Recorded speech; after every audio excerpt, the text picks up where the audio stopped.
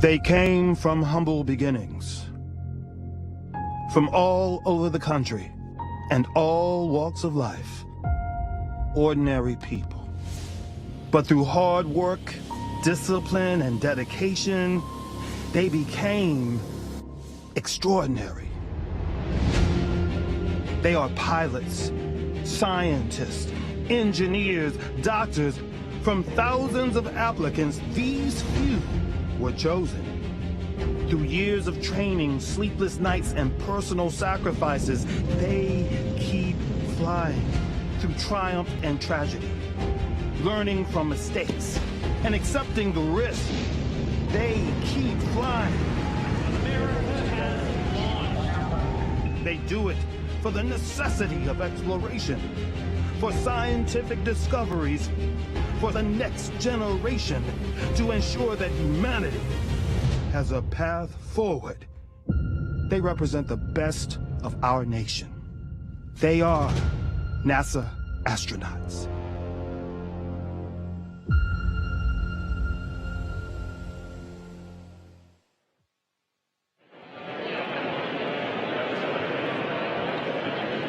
Good morning. Good morning, everyone.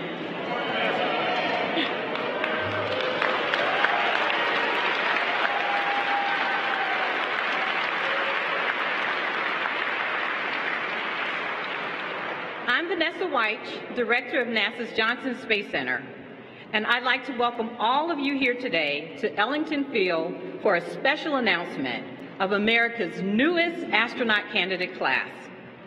NASA's Johnson Space Center is the home of our nation's human spaceflight programs. This past November, we celebrated our 60th anniversary here in Houston, a tremendous milestone in the history of the U.S. space program. Johnson has served as the hub for America's Astronaut Corps, International Space Station mission operations, the Orion and Gateway programs, and a host of future spaceflight developments. Our Astronaut Corps puts the human in human spaceflight. And every few years, we have the opportunity to add to those select few who get to fly in space. These NASA astronauts will plan, train, and fly missions to the International Space Station and to the moon under Artemis, and eventually on to Mars.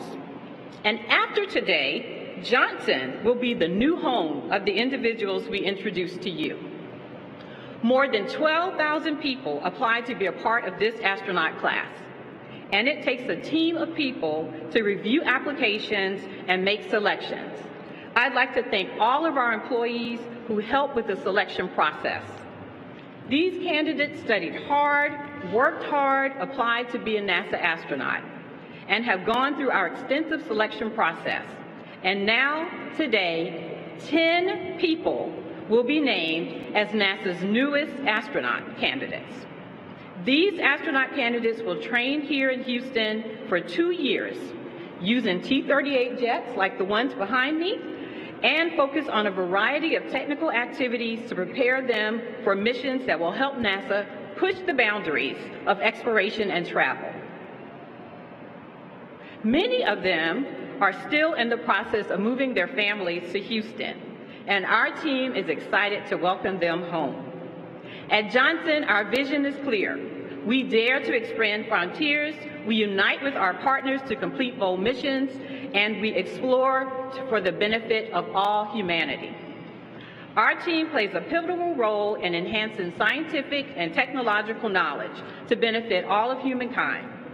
We've made many giant leaps throughout the past 60 years, fulfilling President Kennedy's goals of landing a man on the moon. And today, we reach further into the stars as we push forward to the moon and once again and on to Mars with NASA's newest astronaut candidate class. At this time, I'd like to introduce you to Norm Knight, Director of our Flight Operations Directorate. Norm leads a team of employees to facilitate the planning, training, and mission execution for NASA's human spaceflight missions.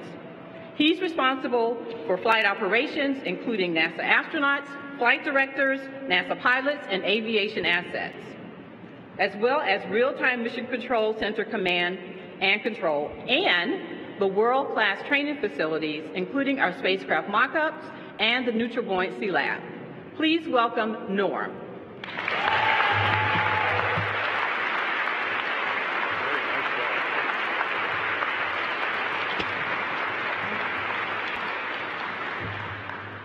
Thank you, Vanessa, for the kind introduction, and good morning, everyone. It is a great time to be in the space business, and it is a great day to be at NASA. So I know you are excited to meet NASA's newest astronaut candidates, so let's bring them out. These are your NASA 2021 astronaut candidates. An Air Force pilot from Divide, Colorado, Nicole Ayers.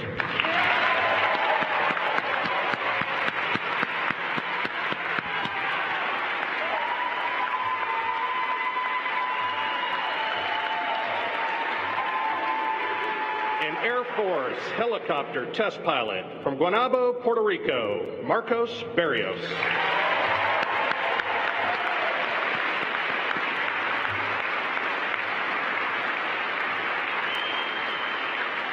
A bioengineer and Team USA track cyclist from Gilbert, Arizona, Christina Birch.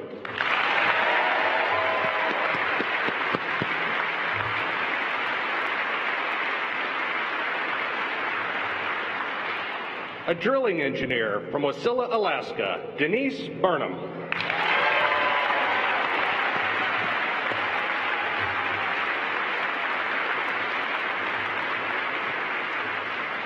A NASA Langley research pilot from DeBerry, Florida, Luke Delaney.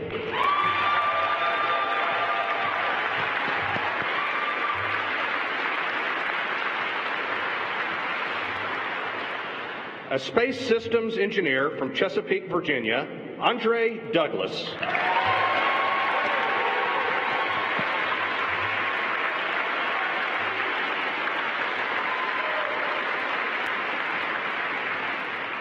A Navy test pilot from South Windsor, Connecticut, Jack Hathaway.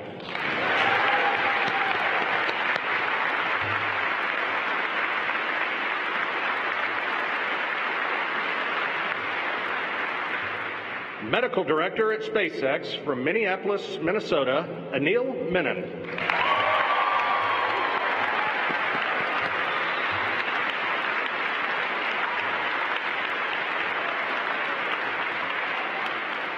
A physicist from Potomac, Maryland, Christopher Williams.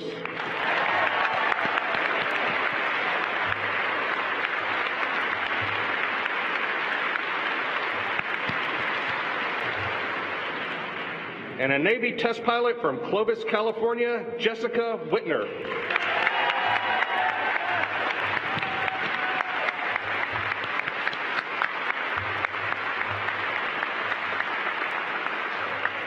Congratulations to the 2021 NASA astronaut candidates. We welcome you to the NASA family and look forward to seeing you train and fly as NASA astronauts.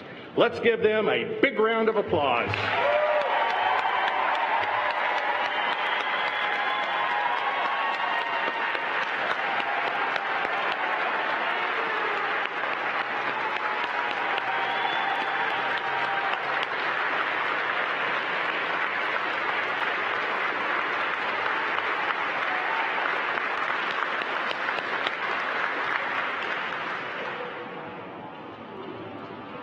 See, Vanessa, I'll turn it back to you. Okay. Thank you, Norm, and congratulations to all of our astronaut candidates. Now I'd like to introduce the Administrator of NASA, NASA Administrator Bill Nelson, who is leading our agency into the future. Senator Nelson has served in public office for over 4 decades, first in the state legislature and in Congress, then as state treasurer. He was elected 3 times to the United States Senate, representing Florida for 18 years. In 1986, Senator Nelson flew on the 24th flight of the Space Shuttle. The mission on Columbia orbited the Earth 98 times over 6 days. Senator Nelson conducted 12 medical experiments, including the first American stress test in space and a cancer research experiment sponsored by the university researchers. I introduce to you Administrator Nelson.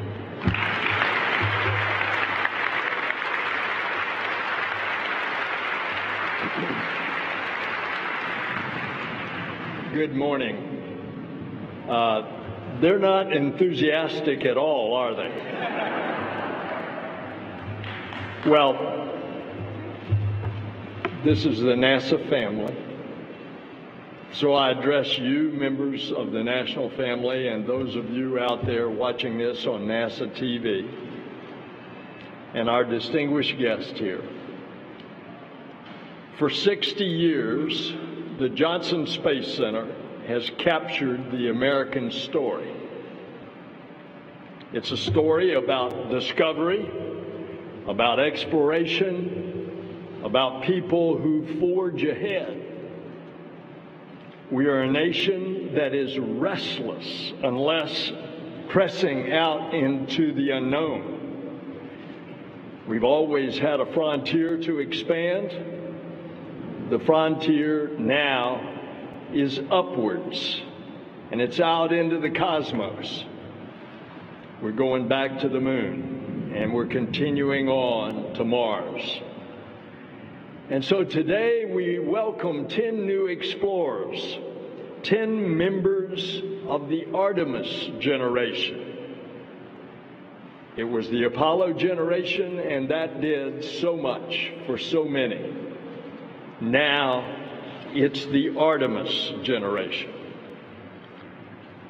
Alone, each of these candidates certainly has the right stuff, but together they represent exactly the creed of our country, e pluribus unum, out of many, one. In this class of candidates is the son of 2 immigrant parents. There are members and veterans of the U.S. Armed Forces, including a pilot who led the first all-female F-22 formation in combat.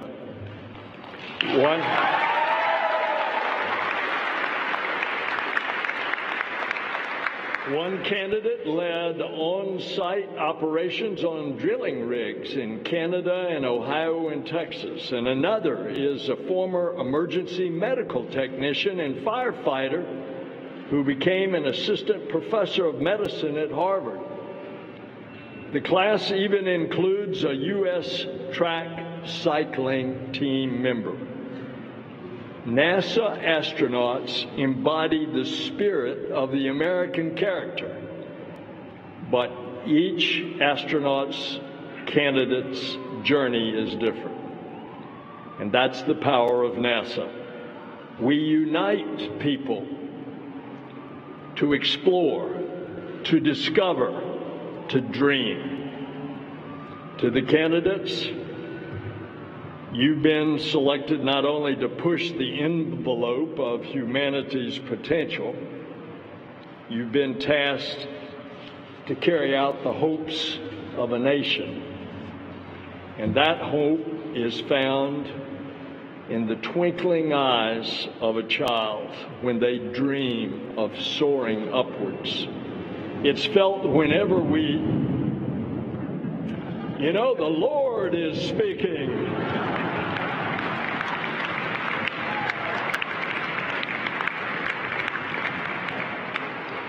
Oh, Lord, just let me do my part. That hope is found in those twinkling eyes of a child. It's felt whenever we gaze up at the stars and wonder what might more be out there. It's what we're going to do when we look through that telescope that we're launching on December the 22nd. Generations of astronaut candidates have trained here at Ellington Field. Many have explored the heavens, and they carried America's aspirations during every mission. And it's a sacred duty. It now belongs to you. So good luck in your training, and may God bless you.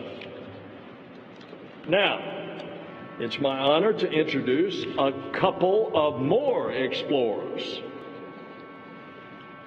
And is that the siren going off from lightning? Probably.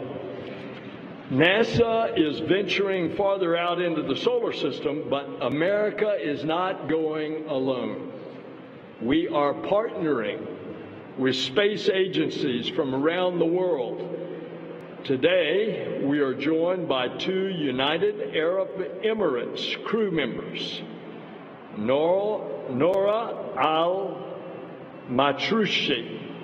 and Mohammed Al-Mula. Over the next 2 years, they will train with this class of candidates, and they will strengthen the bond between our 2 nations. Thank you, Nora and Mohammed. Where are they?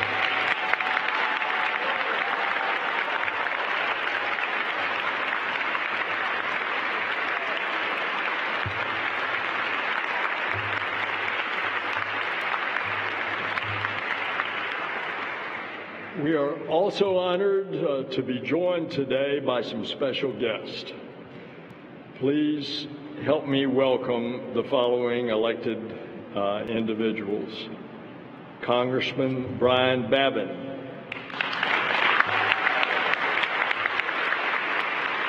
Congressman Randy Weber.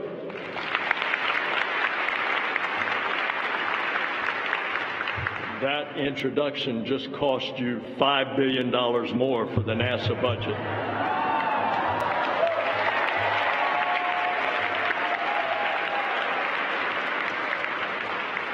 Texas State Senator Larry Taylor. And Texas State Representative Dennis Paul.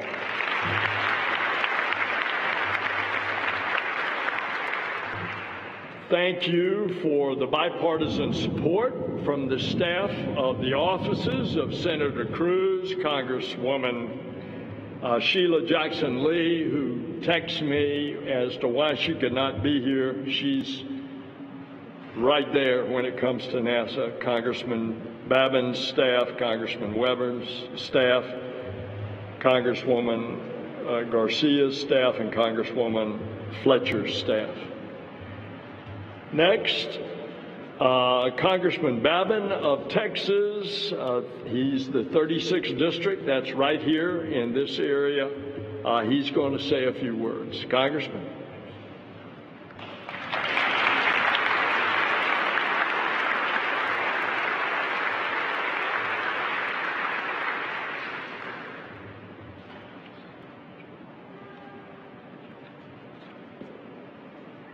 Thank you, Administrator. Repeat after me. I do solemnly swear. We're going to get you plenty of money. The Administrator and I have had several conversations about getting funding for our human space exploration and our programs. And this should be a bipartisan effort, and I promise you that we are working as hard as we can to do that. It's my pleasure and my privilege to be here this morning, and so incredibly proud to be standing here with you wonderful folks and celebrate our newest class of NASA astronauts. What a time it is for you to be joining the astronaut corps. And these young ladies and gentlemen have been chosen literally from a cast of thousands. And we're very proud of you. Once again, we're launching American astronauts on American rockets from American soil.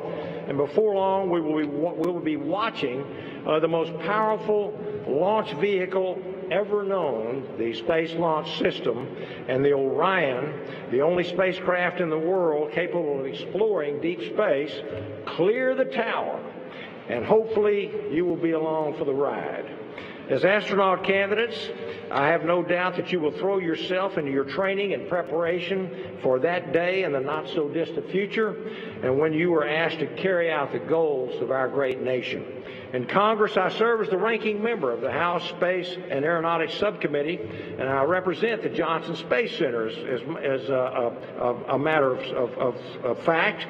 You have my solemn promise that I will do everything possible and in my power to ensure a robust space program that will be standing behind you the entire way. When it comes to space, my absolute highest priority is ensuring that America will continue to lead, to discover, and to achieve. Thank you, Lord. He agrees with me. I have great faith that you will enable us to do just that. Famed Antarctic explorer Ernest Shackleton once said, "It is in our nature to explore, to reach out into the unknown. The only true failure would be to not explore at all." And wearing the American flag on your shoulder and your sleeve, you carry the hopes and dreams of our nation with you into that unknown. And so thank you for your willingness to explore. Congratulations on your selection, and I look forward to seeing great things from you. So, Mr. Administrator, thank you very much.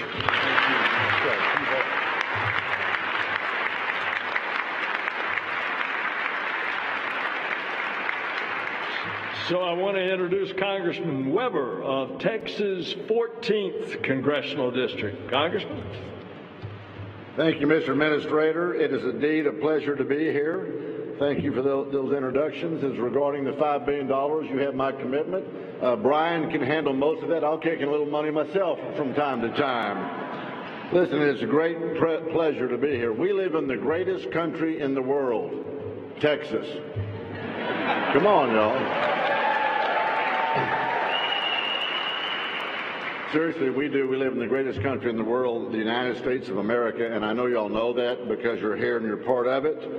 NASA is the epitome, in my opinion, and Johnson Space Center too, of what the finest we have to offer is. Can I get a witness? Come on, y'all. I'm going to pass a hat a little later on, so I got to get y'all geared up. So. JSC is helping lead that way. Director Vanessa Wyche reminded us, by the way, of JFK's focus. Remember in '62 when he said we're going to put a man on the moon? Y'all, how many of y'all remember that? Some of y'all are old like I am. You remember that? Well, what if he said we choose to put a woman on the moon? We'd have been a lot farther ahead at this point, right? We'd probably be at Mars already, right, Director? Administrator? Well, NASA and JSC's record speaks for itself. I don't have to tell y'all. Y'all absolutely know that. That's why you're hearing such a great show of support. Their ability to focus and make goals, if you can make their goals, if you can pardon the pun, is out of this world. They're good at it, aren't they? Come on, y'all.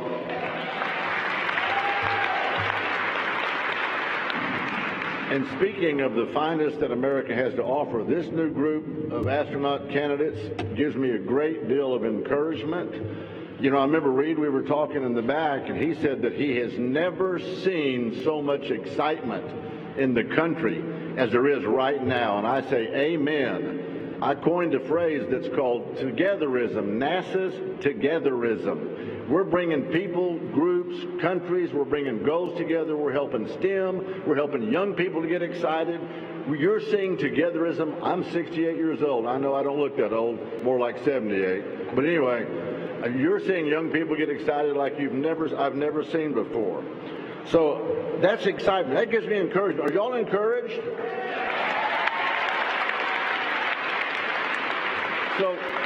So why is that important? I will tell you, ladies and gentlemen, that as America goes, the world goes. And I don't say that lightly.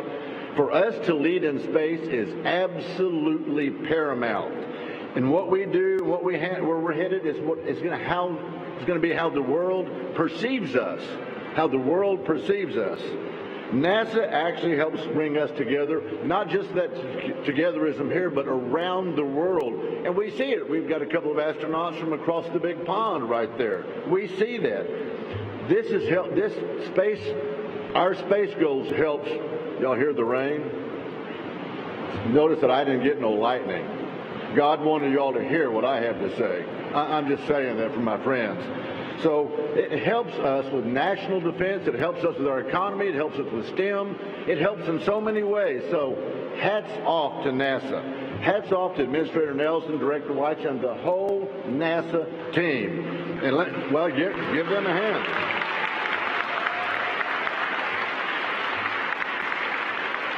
I do want to fix one thing Miss Vanessa said. She said the families are moving to Houston. Just so you all know, I'm the congressman from Galveston County. We are taking applications in Galveston County, families, just so they know, Norm. Seriously, we couldn't be more prouder. We couldn't be more prouder of y'all. and just an unbelievable day. Congratulations, hats off, good job, well done. We're looking for the best to come. Thank you, Mr. Administrator.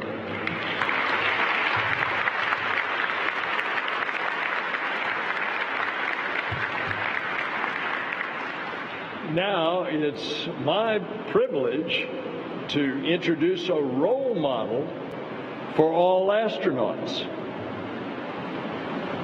In fact, she was just inducted into the Astronaut Hall of Fame. Pam Melroy served as the pilot on 2 missions and the commander on another. And before that, she was the 3rd woman to graduate from the U.S. Air Force Test Pilot School. She's a trailblazer, a visionary, and a remarkable NASA Deputy Administrator. She, along with Bob Cabana, are great co-leaders with me as we try to forge a path in the future. Please give a warm welcome to Deputy Administrator Pam Melroy.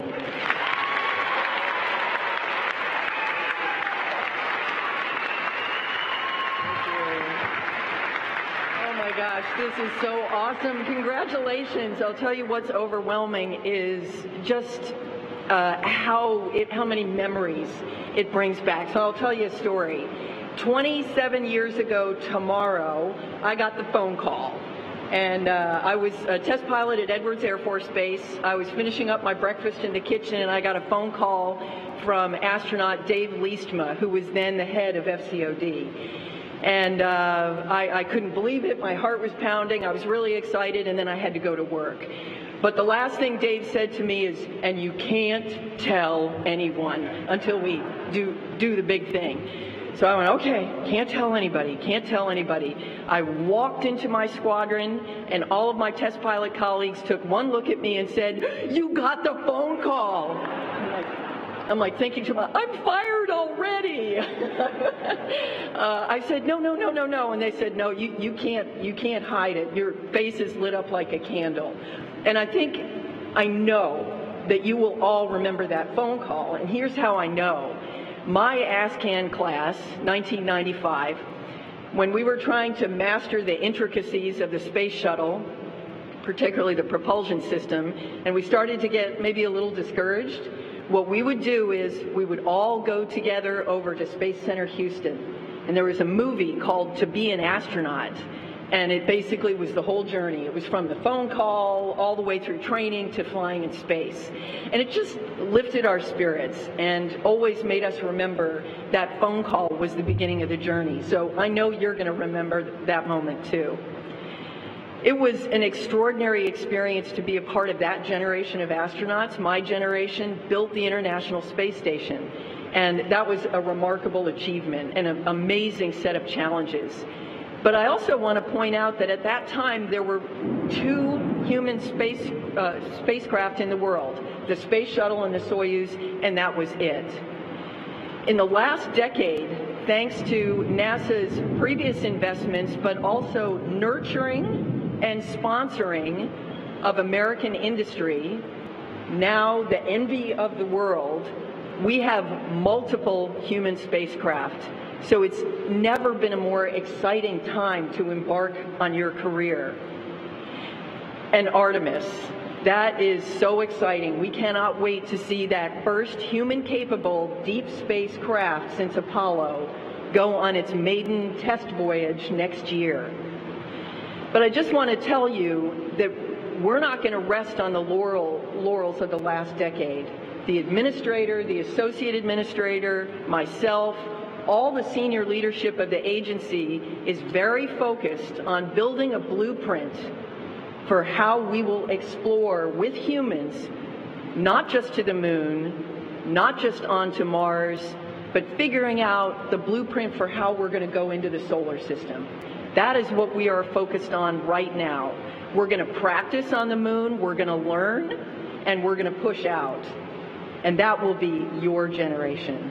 And I am so excited astronauts. Congratulations. I can't wait to support you and cheer you on in your journey. And now I'd like to introduce our Associate Administrator, my former boss as the Chief of the Astronaut Office, former Kennedy Space Director, Bob Cabana.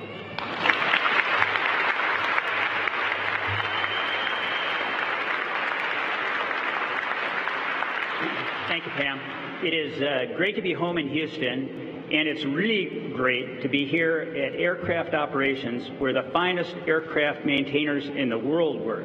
And I gotta say, I do miss flying those sleek little jets that are behind us. I can't believe it's been 36 years since I was where you guys are, and all my NASA career was in front of me. It was absolutely amazing. And I just got to say, congratulations to all of you. You know, when I think of what I went through and where you guys are now, it's just the world is in front of you. I am so glad I got selected when I did, because I'm not sure I'd have been competitive competing against all of you. You guys are absolutely amazing. And I'm really envious of what lies in front of you. You know, as we return to the moon in a sustainable way, paving the way towards Mars. We're going to establish a presence in our solar system beyond our home planet, and you guys are the ones who are going to get to do that. I think it's absolutely awesome. When I think back to my astronaut candidate year, one of the things that impressed me the most about it, that I enjoyed the most, it was the camaraderie of my class and the teamwork. And it was the people that we got to work with. I mean, when I had a question, I mean, my background was engineering and flying and being a test pilot, but I was working with PhDs in physics and astrophysics and oceanography, and that intermingling of thought and diversity was just absolutely outstanding. I was trained in geology by Dr. Bill Maltberger, who trained the Apollo astronauts in geology, and I really enjoyed that. You are just going to have a great time, and the only thing that's going to top it is when you get that first space flight, and that is going to be absolutely amazing. I was talking to Bob Benkin, who was Chief of the Astronaut Office not too long ago, before this all started, and I said, Bob, you know, he asked me how my job was going, and I said, I absolutely love it, Bob. Working with Senator Nelson and Pam is absolutely amazing. This is a critical time for our nation's space program. I said, but you know, I have not worked this hard or put this many hours in since I was Chief of the Astronaut Office. And Bob can appreciate that, and so could the next person who I'm going to introduce. That was probably one of the most challenging jobs I had in my NASA career. And it's my pleasure now to introduce the current Chief of the Astronaut Office, a distinguished naval aviator, test pilot, flew in space for 6 months on Expedition 41, led 2 spacewalks. He's an outstanding leader, a really nice guy, and my friend, Reed Wiseman.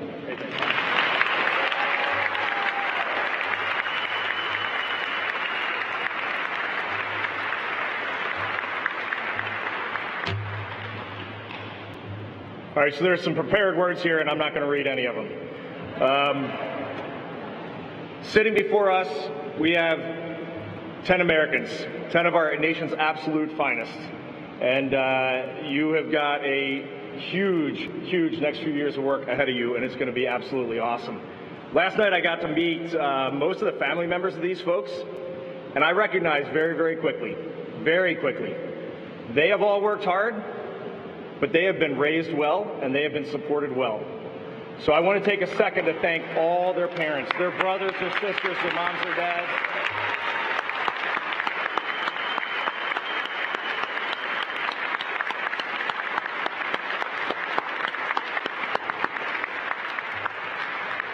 I want to thank their spouses, their children. I want to thank the uncle who stepped in and took over when he knew it was necessary. Like, these people, these families, getting to meet and interact with them, it warms your heart. You know why our nation is good, and you know why they were selected. So I think we're just going to take a few quick minutes, because I want to hear from them. So we're going to start with Jessica, and you know, before I let you go, I do want to echo one thing that pretty much everyone has said. We are in the golden age right now of human spaceflight.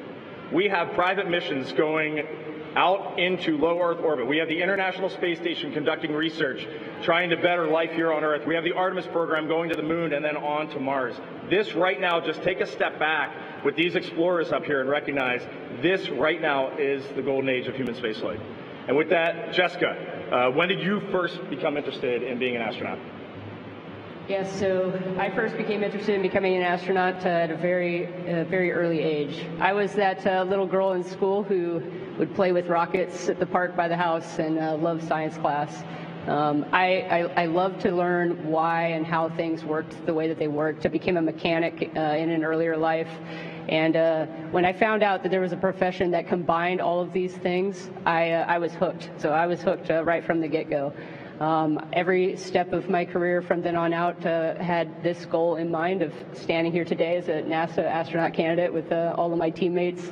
I'm extremely excited to be part of this team, very honored to be standing up here today, and I'm really excited for all the things that NASA has planned for us in the future. All right, thank you.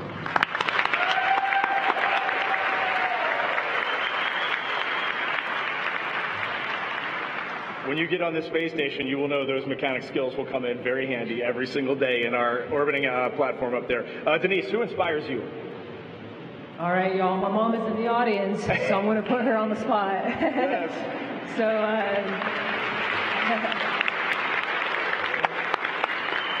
So her childhood dream was to be a military officer. Well, at the time in Turkey, it was not allowed for women. So as a little girl, I got to watch my mom graduate college. I got to watch her commission as an officer in the United States Air Force. She taught me how to dream big, and as long as you stay the course, you can achieve anything. That's what inspired me not to give up on my own childhood dream of becoming a NASA astronaut. Thank you.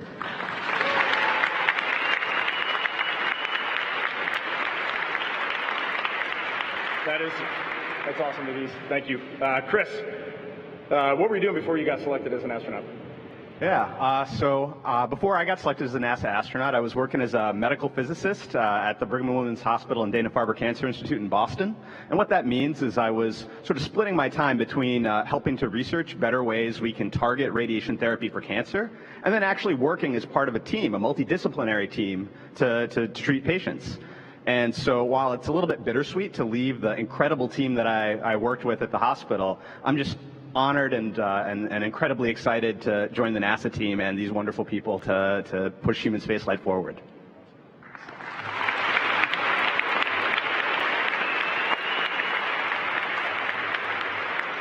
I think Pam was safe, but you and I were definitely in jeopardy if we were applying. All right, Christina, what would you say to young people who are interested in following in your footsteps? Well, as you can see from my incredible classmates seated here beside me, there's really no one path to becoming a NASA astronaut candidate. And you might think that my path as a bioengineer and a cyclist is a little bit out there, but it was really all of those skills that I gained from those experiences that helped me get here. And so I think my advice would be to find something that you're really interested in, really curious about, passionate about, and explore that deeply. And I think if you approach every day trying to do the little things well, they will add up to something really big. And that might be sitting here someday as a NASA astronaut candidate.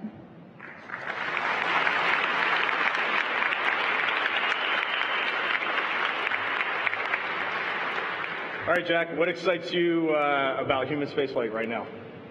It's kind of a tough question to answer because there's so much that's exciting about human spaceflight right now. As everyone has mentioned so far, there's commercial spaceflight going on, commercial space exploration. NASA's Artemis program is going on, potentially go to the moon and then on to Mars. There's just so much that's going on right now that's just so very exciting. I can't put my finger on one thing. I'm excited about it all. I'm excited about the speed that it's happening at. Who knows where we're going to be in 5, 10, or 15 years because technology is changing so quickly. There's so much support for the space program out there right now that we really can do anything in the amount of time that we have. And I'm just so excited with all my astronaut candidate colleagues to work with you guys to have this adventure and see where manned spaceflight, human spaceflight will take us. Thanks.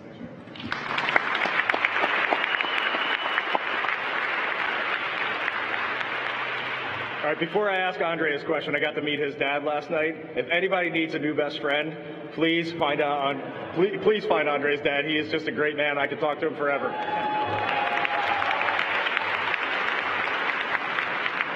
All right, Andre, sorry to put you on the spot.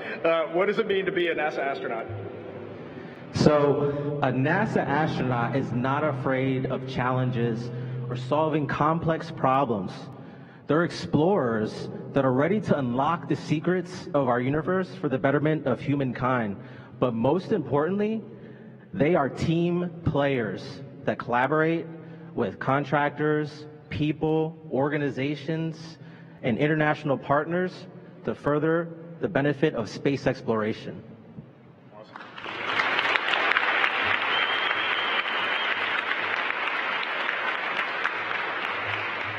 All right, Nicole, with the biggest fan club out there, what aspect of training are you looking forward to?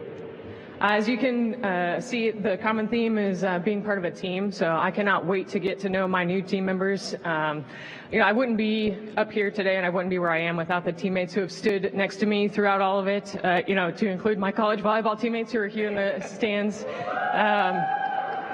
But the F-22 pilot in me has to stay flying. I think learning the T-38 again, and not only just flying, but getting to share my love of flying with my classmates, and then also getting to learn them as we fly together and getting to know each other.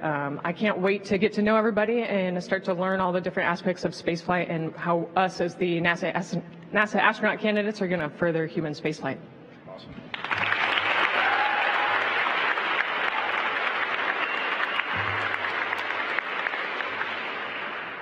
Marcos, what future missions are you most excited about and why? So any mission that I can be assigned to? Perfect answer. Perfect answer. Can I hold you to what I'm about to say? Absolutely. All right, so maybe. So I know I have two brothers in the audience who are probably thinking, so you're telling me there's a chance here, so I like it. So I'm going to go big here. I think it would be great if NASA could scale up the Ingenuity helicopter that's currently flying on Mars to maybe fit 2 people. I know Denise, the other helicopter pilot here, and I would love to take it for a spin for science. You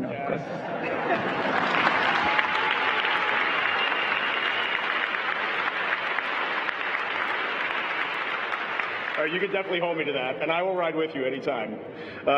Luke, you come to us from NASA Langley. Can you talk a little bit about your work there and how it's helping our NASA missions? Yeah, absolutely. Since checking in over at NASA Langley, they've been doing all kinds of activities. We got advancement for aviation safety, space technology development, and a lot of atmospheric science work, a lot of research going on. Just taking apart in some of those airborne science missions, modifying aircraft with specialized sensors and instruments, going out there collecting atmospheric data at all regions and levels of the atmosphere. Ultimately, that data is being gathered, and it's going to inform decisions on climate change, the environment, and a better understanding of the planet. So going from that Earth science mission, coming over to the space mission with this team, just an incredible experience. Thank you.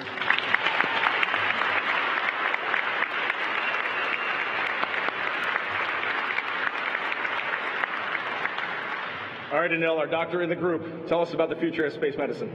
Future of space medicine. Let's see. Future of space medicine is really exciting, and what I'm excited about is all the opportunities that are rapidly expanding. I got my start here at NASA at Johnson Space Center as a flight doctor, and there was 10, 20 doctors at that time point. And then there was one spot that opened up at a commercial partner, and I was lucky enough to work there. That was 3 years ago. In those 3 years, I've seen medical students, residents, paramedics, physician's assistants all get opportunities, and those are jobs working in commercial space, working with NASA, taking care of astronauts. So as a future NASA astronaut, I'm really excited to practice medicine in space, share it with those communities and those people. But if I was looking at a career in medicine right now, I would be so excited, I would jump at it, and I would seriously consider space medicine because the opportunities are just limitless. And cue the thunder, please. Yes. All right.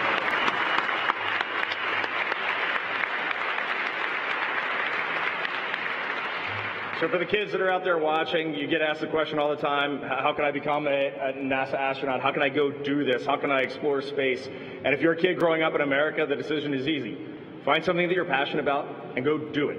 It's as simple as that. We have doctors, researchers, engineers, scientists, school teachers, pilots, you name it. That is what a NASA astronaut is, a team player who is dedicated to improving life for every citizen of our nation and our world. With that, I'm going to hand it back over to Vanessa Wyche.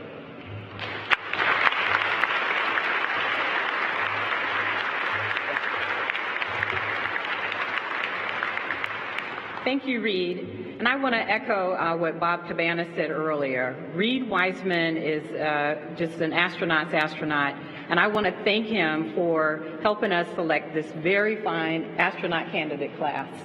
You guys are so very awesome.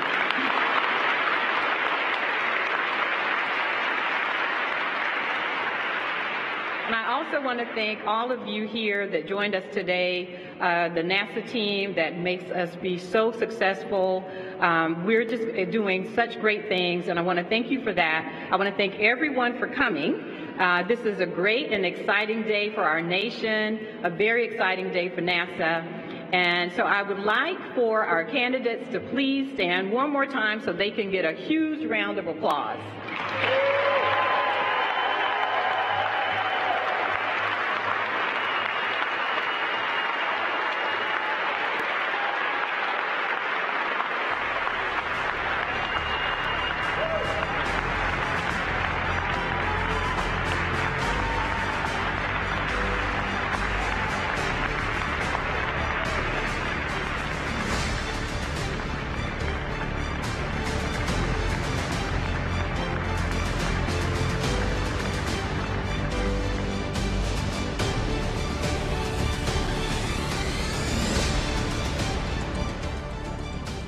Thank you.